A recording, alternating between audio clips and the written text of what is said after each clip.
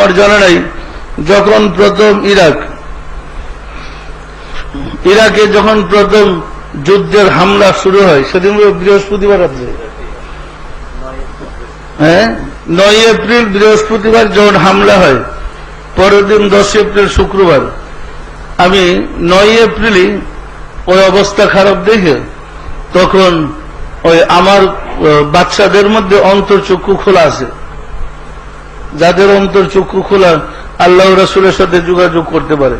তো আমি বাচ্চাদেরকে বললাম, তোমরা এক কাজ করো, ইরাকে তো হামলা করে সব ধ্বংস করে ফেলাইব, নবীজির কাছে বলো যে দয়া করে উনি যদি অনুমতি দেন আমরা ইরাকের জন্য ব্যবস্থা করব, যাতে ইরাককে ধ্বংস করতে না পারে।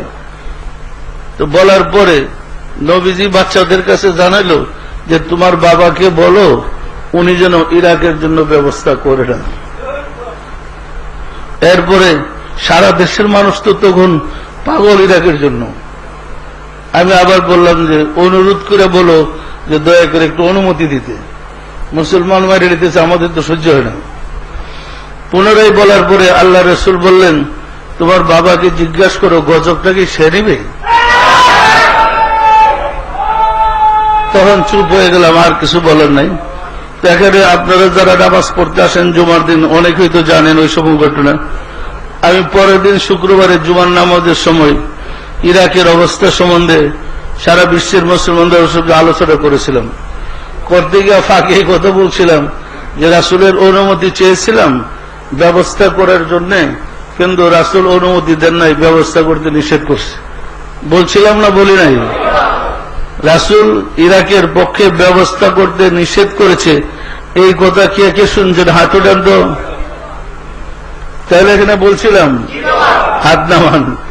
বলার পরে আবার পেছায় পেছায় বলছি যেহেতু আপনারা মুসলমান, আমরা মুসলমান, মুসলমানের জন্য দোয়া করেন, কিন্তু খোদার প্রশাসন খোদার ইচ্ছায় চলবে, নিজের ইচ্ছায় খোদার প্রশাসন চালানো যায় না।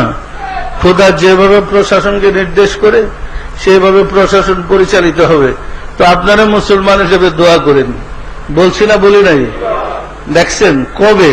তখন তো কেউ চিন্তাও করতে পারে নাই যে ইরাকের পতন এইভাবে হবে, সাদ্দাম এইভাবে ফাঁসি কাস্টে ঝোলাবে, কেউ চিন্তা করতে পারছে? কিন্তু ওই সময় রাসূল সত্য কথাটা বলে দিচ্ছে।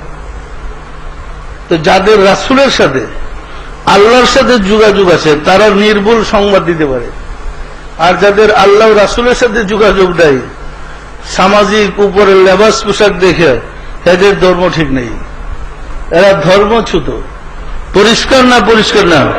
সুতরাং আশিকে রাসূলরা রাসূলের সাথে যোগাযোগ করে ধর্ম করে, এবং সেই ধর্মই 100% ইবাদত আল্লাহর কাছে গ্রহণযোগ্য হয়।